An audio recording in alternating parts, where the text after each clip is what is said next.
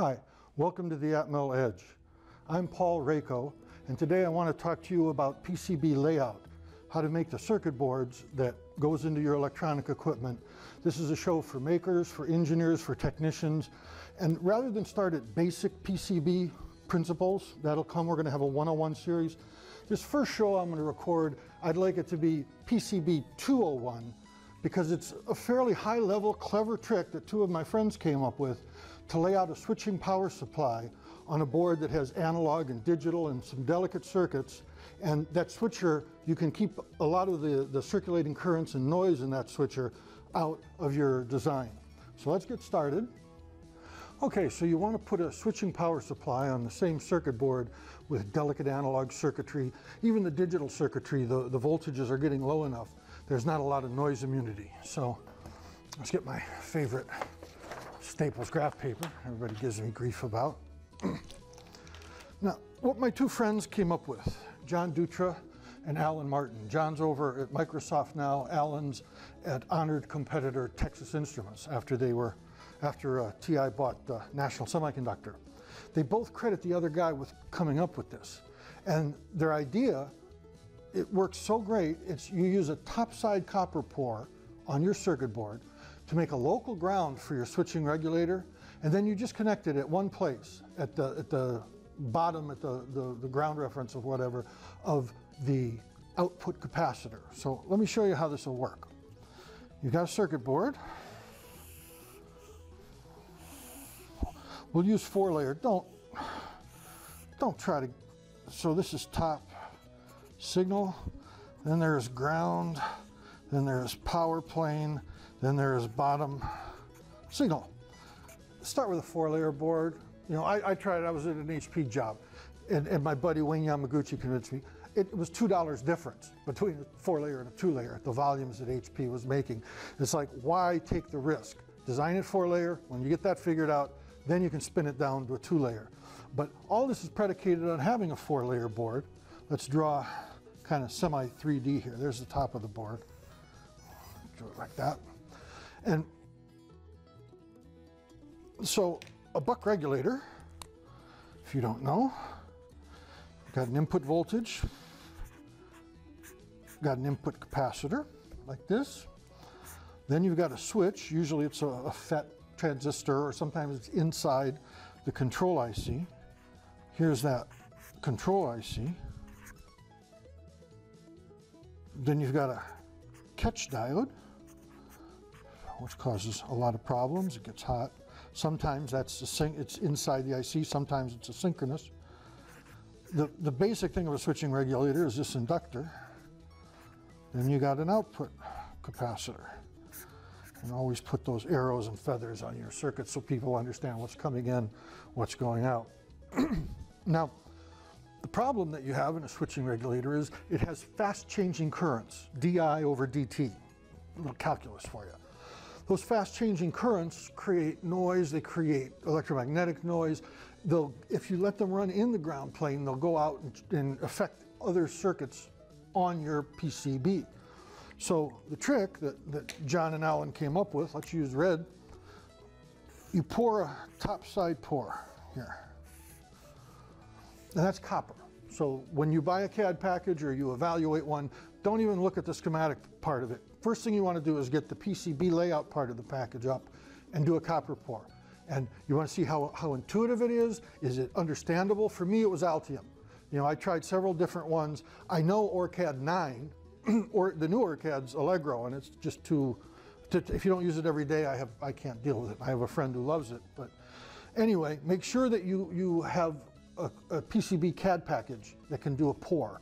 You pour copper on the top, I'll make that this red, then, we'll stick with blue.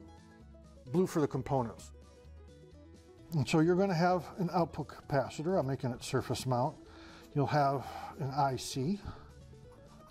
You'll have some kind of switch transistor. I'll show it old style. Input capacitor, need a big inductor somewhere, and this all gets worked together. And you connect them on the top. So the pour, it's called a pour because it pours around any existing traces. So now you've got this top side pour, and here's what they did clever, John Dutra and Alan Martin. They realized that the real output of a buck regulator is this output capacitor right here. On the schematic, it's right here. This voltage, and what the IC senses, there's a sense wire that goes over to here, and that's what the IC is controlling, is the voltage here.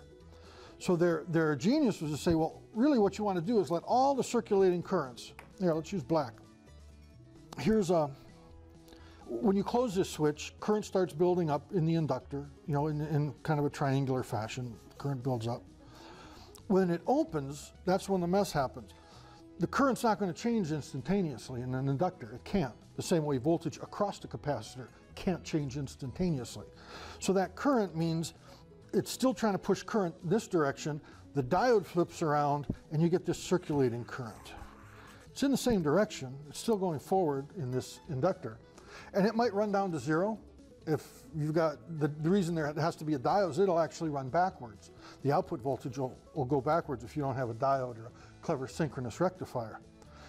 So you have circulating currents here, you have circulating currents here, here, all running around at higher frequencies with sharp edges, high currents changing fast. And that's what you want to keep out of your ground plane. You want your ground plane as quiet as you can. Henry Ott would call it a reference plane. So what John and Alan did is they said, okay, let's take right here with a via, we'll go down and we'll connect, only, not a long wire, 20 or 30 mils long, you know, less than 2-3 millimeters, down to the second layer, 20 mils down usually. Then the output, well, the output could go down to this power layer, or maybe it's a secondary. Very often it might be the third or fourth or fifth voltage that you need. So it just comes off like this. And here's the genius, because the output, the IC is trying to keep this controlled. You've made this as short as you possibly can. So now all your circuitry over here, you've got other chips, and they're referenced down to this ground plane, this reference plane. This has got reference. All these currents around here aren't causing you any trouble because they're in that top side copper pore. So then all the places that this power goes to is very stable, low ripple, no problems. Let me show you, I have old school transparency here. If you used a long wire, or like this, it's not so much the resistance of that wire. You could make it bus bar, you could make it that thick. The problem is it has inductance. Remember Gauss's law in college? Any wire in space has inductance. And to fast changing currents, that inductance, it's like a resistance and it creates a voltage. So now with this long inductive path, the output capacitor isn't really nailed to the plane. It's hopping up and down as the currents flow in and out through this long inductive path. So that's why you don't want that. You want, throw the inductive path away, keep this short, local, good ground. Then you've got the best, cleanest power that you could possibly have the rest of the board. First time I did this was for my buddy John Haggis over at Ariel. I designed it, sent it out, got the board back, soldered it up, put a scope probe on this switch node, and it was so clean, I thought it was a calibration signal. It was perfect square, or 60%, whatever. And it didn't have any overshoot, it didn't have any undershoot, no ringing. And that's all because you got this nice tight local ground, and then the output ripple was as minimal as it could be because you did reference that output capacitor. And you can extend the principle to boost converters and inverters and things like that. It's this output capacitor that's the key thing, and this topside pore where you want to let stuff circulate. I asked, well, should I cut out the ground plane underneath all this? They said at any reasonable switcher, a couple hundred kilohertz, it's not necessary. Stuff moving up here won't couple into that ground plane anyway. When you get up into megahertz switchers, Micrel makes an 8 megahertz switching chip, then you might want to think about doing that because there's just enough capacitive coupling, about 2 picofarads per square inch, that could be a problem. But for now, just keep this topside pore principle as a clever way to put a switching supply on the same circuit board with delicate analog and digital circuits. I can extend, there's another principle here you can see. This IC has a voltage reference in it, and that's what it's using to control this output. It compares that reference to here and adjusts the switch. that needs to be at the same exact potential as this. Not just DC, not just with an ohm meter, but AC. So you want this ground as close as you can get to this ground without any big currents in between them. So you'll often see that the switching IC is close to that output capacitor, and that the sense pin on that IC goes up to this node, up to the top side of that capacitor. So there you have it, a bunch of clever ways to get a nice, low, quiet, good, solid switching power supply and get a lot of alternate voltages. It's a great trick to have. We'll go into more things and several other principles. This is PCB 201. I thought you'd like a real clever thing right off the bat. We'll get into PCB 101 with traces and layers and Gerbers and all of that business in subsequent shows. But we want a couple just to show you right off the bat some real clever things that can save you a lot of grief, because the noise that you get will cause problems in production. It will cause failure of FCC or CE approvals.